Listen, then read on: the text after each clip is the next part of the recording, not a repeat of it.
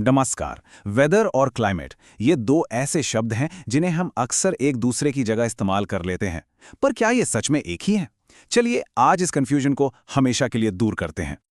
तो सबसे बड़ा सवाल यही है कि वेदर मतलब मौसम और क्लाइमेट मतलब जलवायु, इन दोनों के बीच आखिर असली फर्क क्या है।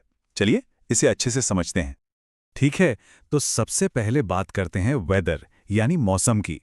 देखिए, वेदर का सीधा सा मतलब है कि अभी, इस पल या फिर अगले कुछ घंटों या दिनों में बाहर का हाल कैसा है। जैसे अगर हम कहें आज तो बड़ी तेज धूप है या लगता है कल बारिश होगी, ये सब वेदर है। और अब आते हैं क्लाइमेट पर।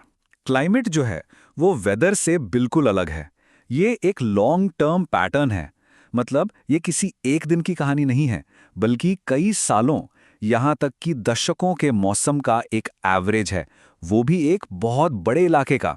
जैसे हम कहते हैं ना कि भारत का मॉनसूनल क्लाइमेट है, ये एक दिन की बात नहीं, बल्कि ये सालों से चला आ रहा एक पैटर्न है। चलिए, एक उदाहरण से ये फर्क बिल्कुल साफ हो जाएगा। दिल्ली का एग्जाम्पल लेते हैं। अगर कोई कहता है आज दिल्ली में ठंड है, तो वो उस दिन के वेदर की बात कर रहा है, एक शॉर्ट टर्म ऑब्जर्वेशन। लेकिन अगर कोई कहता है दिल्ली की सर्दियां तो बहुत ठंडी होती हैं, तो यहां बात क्लाइमेट की हो रही है। क्यों?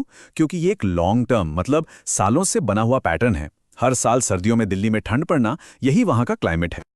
तो इस पूरी बात का सबसे जरूरी निचोड़ क्या है? एक सुनहरा नियम याद रखिए। शॉर्ट टर्म यानी कम समय, वो है वेदर, और लॉन्ग टर्म यानी लंबा समय, वो है क्लाइमेट।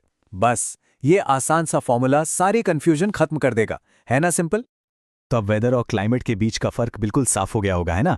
अगली बार जब कोई इन शब्दों का इस्तेमाल करेगा तो फौरन पता चल जाएगा कि बात एक पल की हो रही है या फिर एक पूरे पैटर्न की।